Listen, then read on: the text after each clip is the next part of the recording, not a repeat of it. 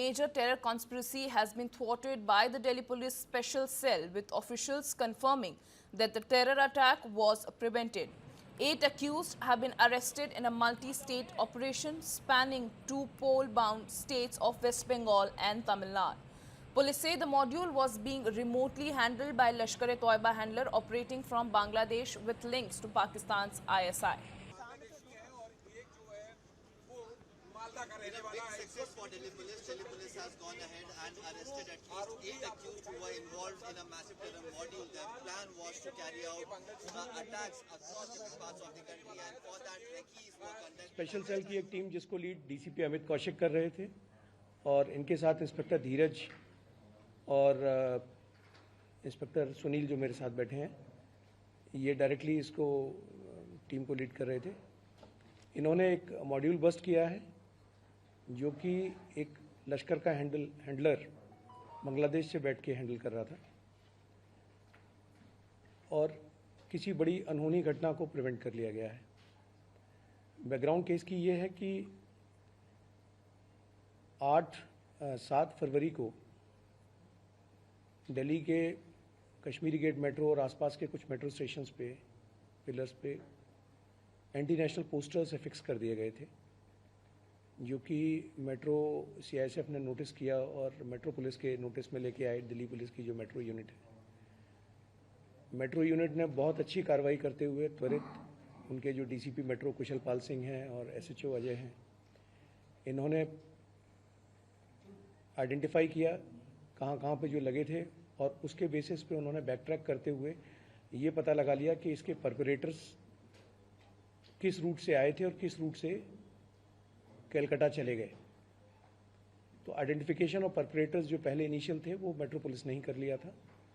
उसके बाद एक केस 13 फेब को स्पेशल सेल को ट्रांसफ़र हुआ। स्पेशल सेल की टीम ने कलकत्ता में जाके, एक बड़ी टीम गई कलकत्ता में और वहाँ की लोकल पुलिस की मदद से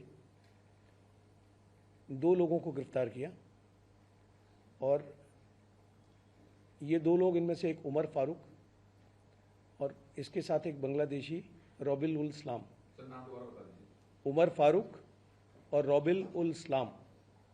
रॉबिल इस्लाम बांग्लादेशी है, कंफर्म्ड है। पहले भी ये 2007 में जब एक बार इंडिया आया था तो पकड़ा गया था और कई साल जेल में रहा। इन दोनों को गिरफ्तार किया। Well, dozens of mobile phones and multiple SIM cards have been recovered and are being examined for digital evidence. Investigators say the accused conducted dry runs, recce's and rented hideouts as part of the terror plan.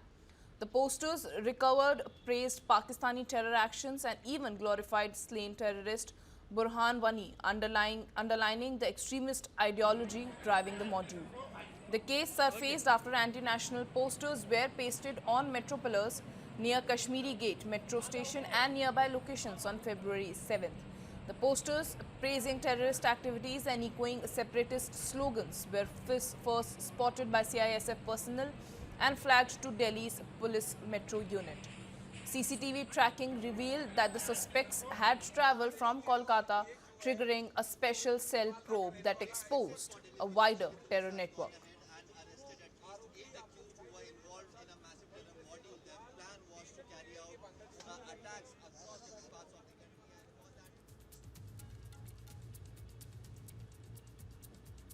Initial investigation से पता चला है कि ये लश्कर की जो leadership थी उसके वापस टच में आया और फिर उसने ये वापस किसी एक्टिविटी को, किसी टेररिस्ट एक्ट को अंजाम देने के लिए अपनी तंजीम फिर से शुरू की।